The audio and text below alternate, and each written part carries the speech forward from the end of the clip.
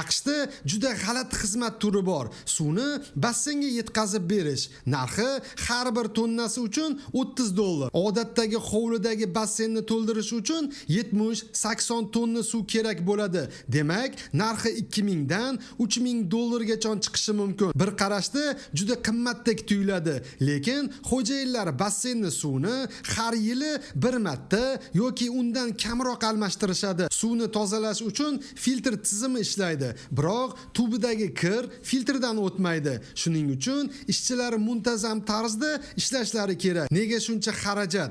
Oddiy kran suvni to'ldirsa bo'lmaydimi deb o'ylashingiz mumkin. Lekin AQShda suvning narxi bosqichli hisoblanadi. Odatda arzon, ammo bir yo'la 70-80 tonna suv ishlatsangiz, narxi osmonga chiqib ketadi. Ayrim hududlarda esa umuman kran suvi yo'q. Shuning uchun maxsus xizmatlar orqali suv yetkazib berish kerak bo'ladi. Endi savol, agar sizda shunday basseyn bo'lganida $3000 ga suv olgan bo'larmidingiz yoki filtr bilan qanoatlangan bo'larmidingiz? Fikringizni kommentariyada yozib qoldiring.